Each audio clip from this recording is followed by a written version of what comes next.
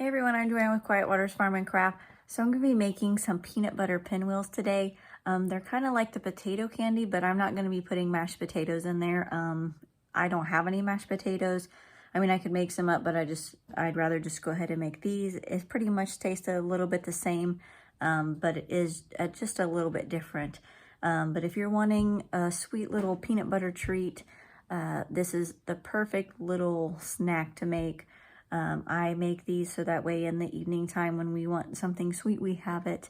I made this a few nights ago because I had seen a video on it, because I was going to make some mashed potatoes so I could make the potato candy, but instead I went ahead and seen this video and I seen this and we tried it and it was absolutely great. It pretty much tastes like the same thing. So if you do not have mashed potatoes, then I would recommend making it this way. They are a little bit smaller. They aren't as big as the potato candy. So, you know, these are just bite size, and I actually made some this morning before work, but these about how big they are. This is just a small little snack plate, so it fills it up. But the only thing that you need is powdered sugar, peanut butter, and heavy whipping cream. Now, if you don't have heavy whipping cream, you can use milk. You can use half and half. But I have a bunch of heavy whipping cream. We use it in our coffee and everything.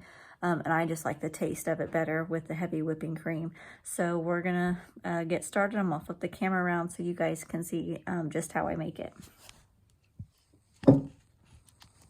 Maybe. Okay. So in our bowl, now I'm just gonna show you how I make it on this little plate. And I mean, they're almost the size of my finger. So I'm just doing one set that I do.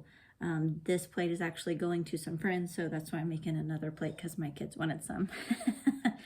But what I do is I just take 1 cup of powdered sugar. And we will use more powdered sugar, but this is just to get things started, okay? Now, this is pretty much to the eyeball. You're just gonna eyeball it. I don't really have a measurement for this. It's just whenever this gets into a ball-like form. So I'm just gonna add a little bit in here, like that. So maybe like half a tablespoon, and I'm just gonna mix it. If you add too much of the heavy whipping cream, milk, or half and half, and you put too much in there, you're gonna have to add more powdered sugar to make it into your dough form. So adding a little bit by little bit in there is much better. So I'm just going to add probably another half a teaspoon more. And it really doesn't take very much. I think I might have used a tablespoon or a tablespoon and a half this morning when I made this. And it's already starting to get clumpy. And you can see the yellow from the heavy whipping cream. But you want to make sure that you kind of mash this together like that. And just keep mashing it, because I doubt I'm going to have to add any more, just the way that this looks, because you can see that it's pretty yellow all right here. So I might have to actually add a little bit more powdered sugar in there. But you just keep on mixing. And you got to scrape the bottoms. Yeah, see, this is a little bit too sticky, so I'm just going to grab a little bit of powdered sugar, toss in there, and just do little bit by little bit.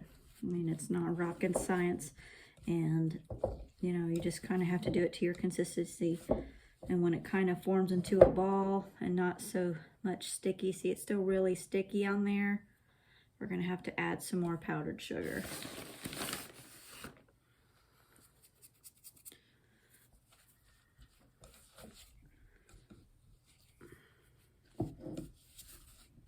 Just keep mixing it in there, folding it over.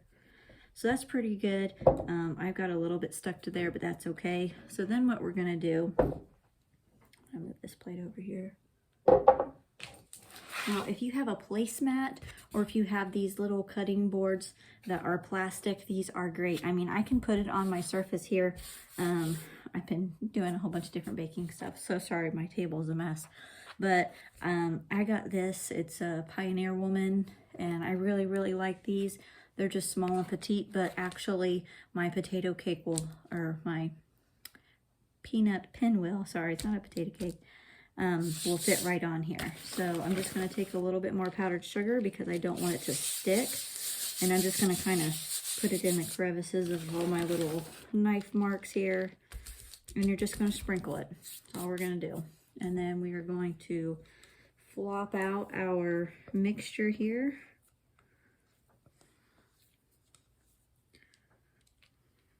Maybe I probably need to add a little bit more powdered sugar.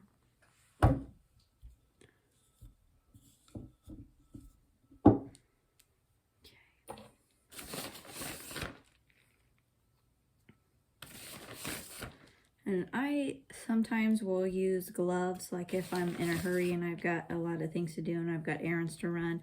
I keep a set of nylon gloves or plastic vinyl disposable gloves. I usually keep those around because we do artwork and stuff. So if you're in the store, you might want to pick some of those up because this can get kind of messy and sticky. But we basically just want it to where it's not going to stick to anything, and it's not sticking to my hands. So what I'm going to do is just pat that side down and then pat this side down. And I don't want it to stick. So I know this is a lot of powdered sugar, but trust me, it's worth it. All right, so then I didn't wash this because I'm making another batch, but you're going to take your rolling pin. Move all this stuff back so I don't hit it. And we're just going to kind of mash it down, and I just turn it to where I'm not messing with it. And if it does get a little bit sticky, like on this, use your excess powdered sugar that you have on top here. That way it doesn't stick to your rolling pin. And I'm going to make it pretty thin. I don't want it like super thick. But that's it. I mean, it's about as thick as the powdered sugar clumps on the end. Okay, so then what we're going to do is you're going to need a knife and whatever brand of peanut butter you want. If you want crunchy, I don't prefer crunchy, I prefer creamy.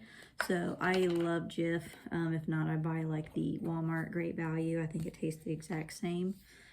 But we're just going to take it and we're just going to spread it right on top. And I just try to do one layer each. It's kind of thick up there. Try to get it to where I'm not going to waste any peanut butter that I got to get off. Okay. That's it. Now what we're going to do is we're going to roll it up. So I'm just going to start on the edges here. Kind of get it lifted up and then just fold it over. Just like that.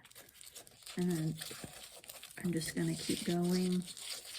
You don't want to leave this on your sheet for very long. You want to try to get it done as soon as possible. See, it's starting to stick there. It's going to stick on both sides, probably more down here. So I'm just going to shove some of my powdered sugar under here.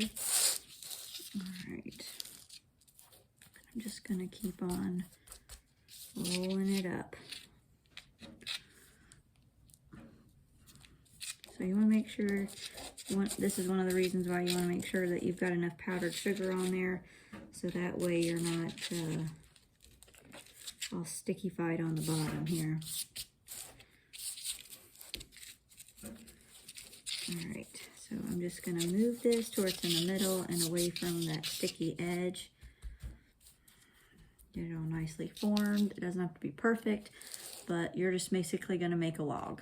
Okay, then you're just going to take your knife and you're just going to cut however big of sizes that you want. I pretty much just cut it to where it is the width of my finger, maybe a smidge bigger.